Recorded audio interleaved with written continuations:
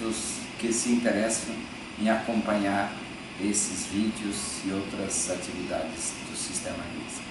Nós estamos falando sobre o curso de formação do parapsicólogo clínico do Sistema GRISA, ou também conhecido como curso de formação do terapeuta do Sistema GRISA. Desenvolver dois processos, um processo de autoterapia e um processo de preparação do parapsicólogo como profissional, atuando como terapeuta, ou atuando como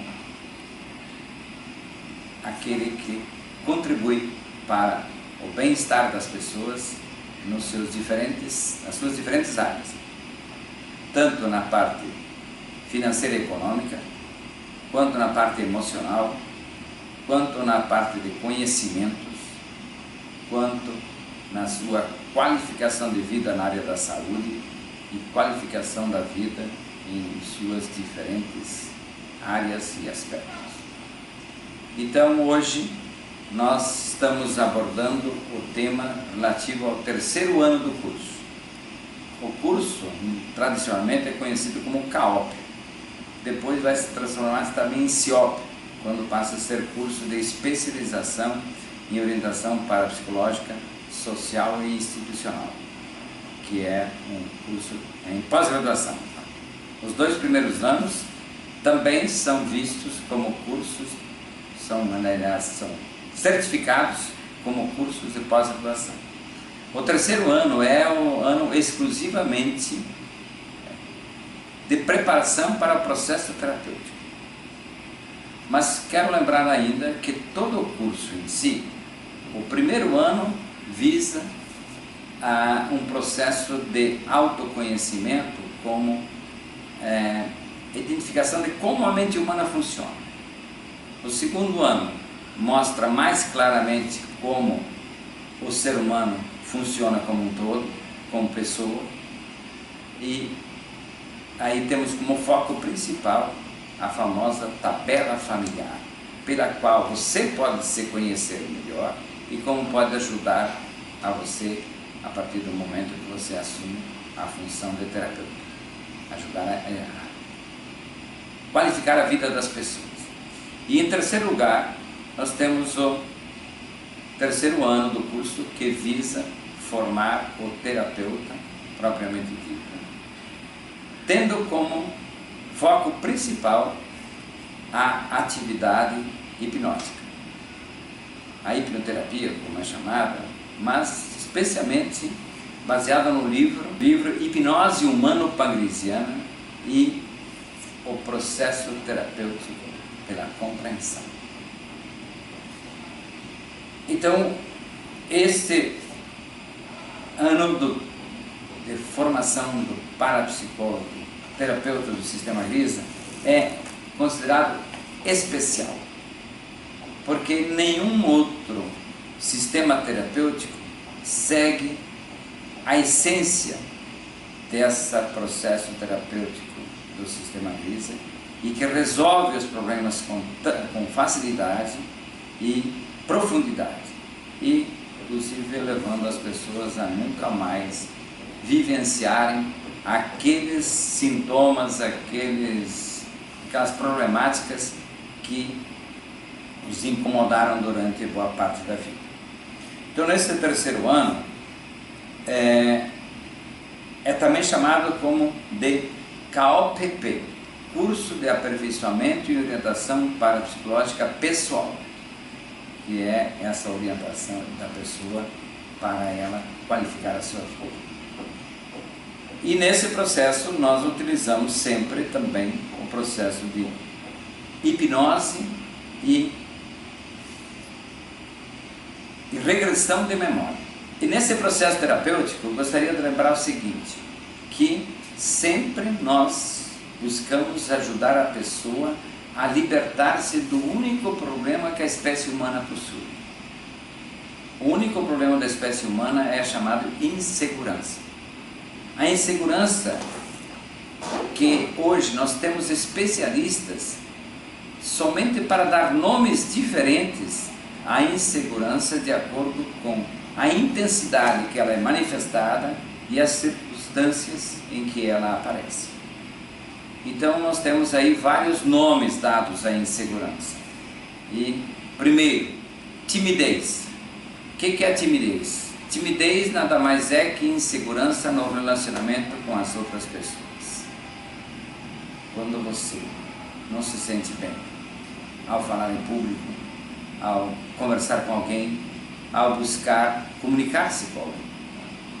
Temos a segunda questão, que é o sentimento de inferioridade.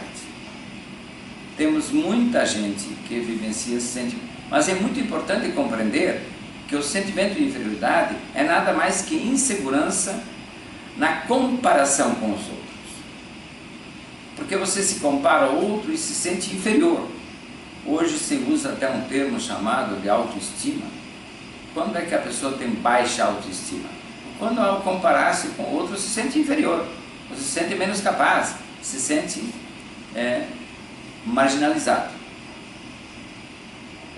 O terceiro que eu gostaria de salientar é a famosa ansiedade. Quantas pessoas nós temos atualmente ansiosas por aí? E a ansiedade nada mais é que a insegurança em relação a algum resultado. Insegurança diante do resultado, que se manifesta com a pressa de obter o resultado, porque tem medo que não dê certo, com a pressa de obter o objetivo, porque pode não dar certo. Isso acaba atrapalhando a vida da pessoa mais ainda. Então esse sentimento de ansiedade é sempre importante perceber qual o fato, qual o acontecimento. Eu digo sempre que o primeiro fiasco que uma pessoa faz, que uma pessoa pode fazer, é quando é esperada sexo oposto.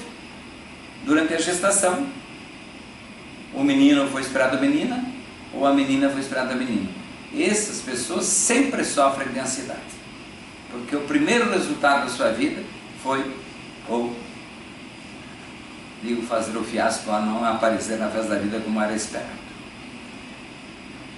Temos a depressão. A depressão, que hoje atormenta tantas pessoas, ela é simples de ser entendida. Basta que você perceba de fato do que se trata.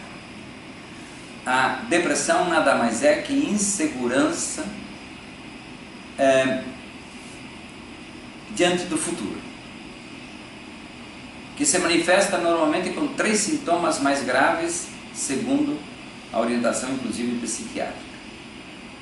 Tudo parece muito difícil, tudo parece sem graça, ou tudo parece sem sentido.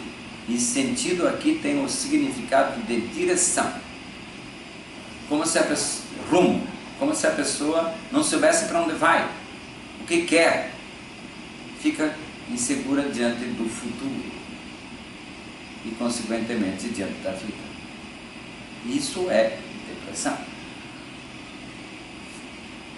Então nós temos facilidade de compreender as causas da depressão, porque a depressão tem como causa principal a programação ou sentimento de rejeição. Quando a pessoa se sente rejeitada, não obrigatoriamente a mãe rejeita o bebê durante a gestação, mas o bebê se sente rejeitado porque parece que ao entrar em cena durante a gestação, ele atrapalha a mãe, ele criou dificuldades para a mãe. Então, como se ele fosse culpado, como se ele fosse o responsável pelas inseguranças que a mãe passa a vivenciar frente à vida.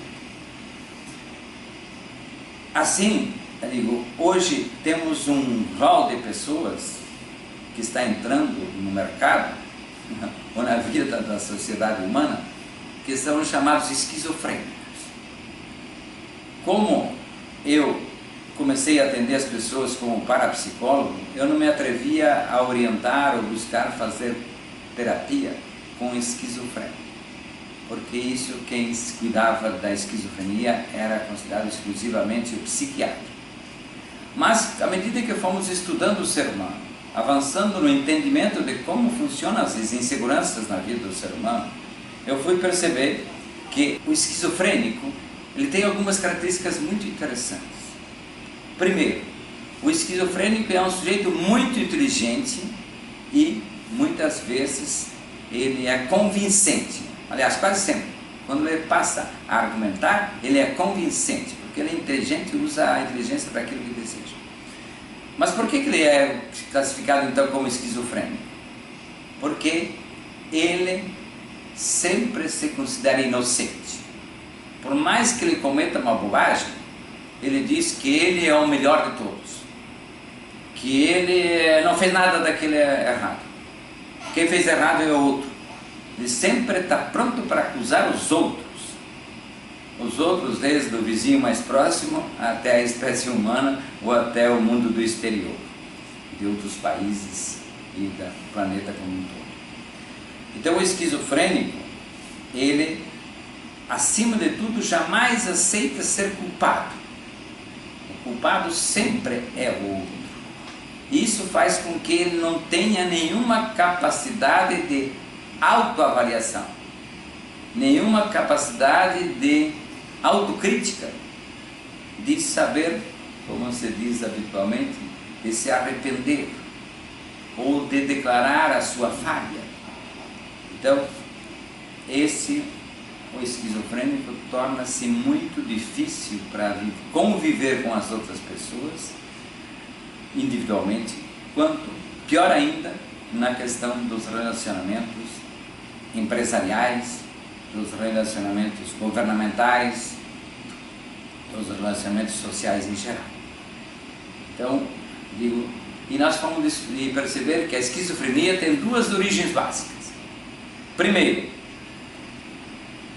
o que é o esquizofrênico? O esquizofrênico é aquele que não aprendeu a lidar com o mundo à sua volta de forma adequada e acaba sempre